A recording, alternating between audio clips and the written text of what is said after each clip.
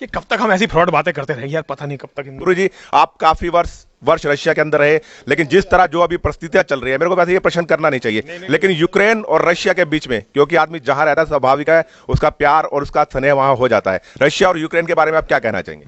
देखिए, यूक्रेन ने अपने परिवार से अलग होने की गलती की है और यूक्रेन उसका दंड भुगत रहा है। दूसरों के बहकावे में आकर जब लोग अपने परिवार से घात करते हैं तो उनका यही हाल होता है जो यूक्रेन का हुआ है। यूक्रेन, रसिया और बेलारूस ये कोई अलग देश नहीं थे, एक ही देश है। ये एक ही संस्कृति, सब कुछ एक ही है। लेकिन यूक्रेन में बाहर के लोग बहुत आ गए और अमेरिका ने ऐसी पॉलिसी बना रखी है कि दुनिया में वो किसी को भी साथ नहीं रहने देता। ये सब षड्यंत्र है, बहुत गहन षड्यंत्र है। मैं यूक्रेन के निवासियों के लिए सद्बुद्धि की प्रार्थना करता हूँ और पुतिन ने कुछ भी गलत नहीं किया।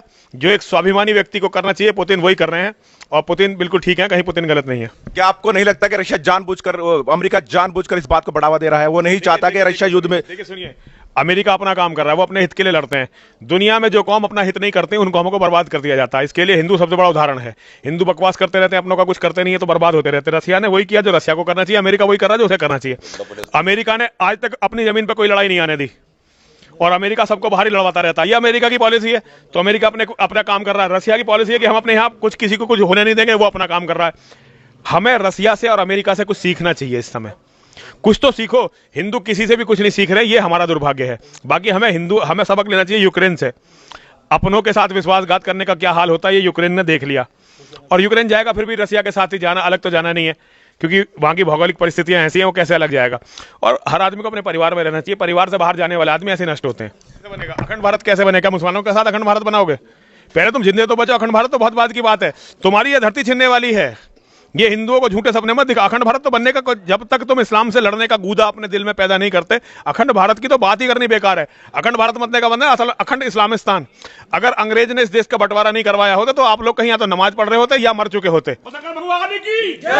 तो ये अखंड भारत एक ऐसा सपना है जिसे दिखा दिखा के हिंदू को बर्बाद कर दिया जाएगा। अखंड भारत से पहले इस्लाम से एक फाइनल बैटल होगी, उसके बाद हो सकता है जब हम हार जाए तो अखंड भारत हो जाए पूरा। बाकी अभी तुम्हारे जीतने के कोई चांस लग नहीं रहे। हिंदू साला बच्चे पैदा कर नहीं सकते। लेकिन वो अखंड भारत होगा, वो तो गजवा हिंद होगा ना। तो वही तो है। तो अखंड भारत कहां? तुम अखंड भारत के लिए कर क्या रहे हो भाई? तुम बच्चे पैदा कर नहीं सकते, लड़ सकते नहीं, आवाज उठा नहीं सकते, साथ किसी का दे नहीं सकते, तुम्हारा काहेगा अखंड भारत? जड़ जोरू और जमीन केवल उसी की होती है जो ताकतवर होता है।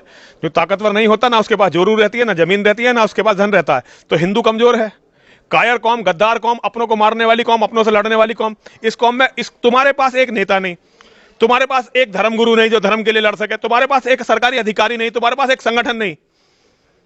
हमारे पास धर्म गुरु है, हमारे सामने खड़े हैं, हमारे उससे कोई फर्क नहीं, एक छोटे मोटे आदमी से कोई फर्क नहीं पड़ता। लेकिन अभी हिंदू कौम लड़ने की मानसिकता में नहीं आई है। 1400 साल से इसकी बहन बेटियों से बलात्कार हो रहा है, मंडी लग रही है। आज तक ये कौम कुछ लड़ने को तैयार नहीं हो पाई।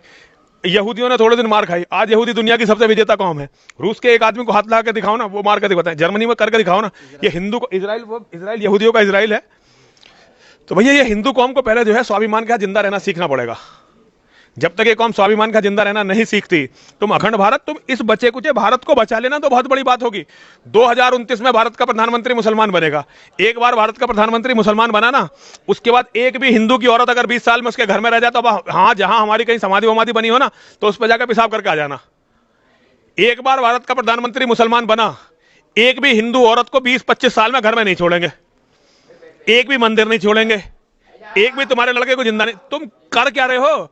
अखंड भारत कहां से लोग ऐसे सपने देख लेते हैं? पहले जो कुछ है उसे तो बचाओ। जब तुम्हारा घर हिंदू का सुरक्षित नहीं, बात करेगा पूरी दुनिया की। ये जब तक बकवास चलती रहेगी, जब तक हिंदू के बचने का कोई चांस ही नहीं होगा। हमें ठोस काम करने हैं जो हमने 1400 साल में नहीं करे।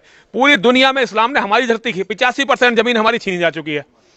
फिर भी हम अब ये नहीं सोच रहे कि बची हुई 15% को बचाएं कैसे। 15% में भी 40% में उनकी हिस्सेदारी हो गई है। अब इस बची कुची को बचाएं कैसे? पहले इसे तो बताओ। इसे बताओ कि बच्ची कुची को बचाओगे कैसे? अखंड भारत तो बहुत बड़ी बात है। पहले तुम जिंदे कैसे रहोगे, तुम्हारे बच्चे जिंदे कैसे, तुम्हारी औरतें जिंदगी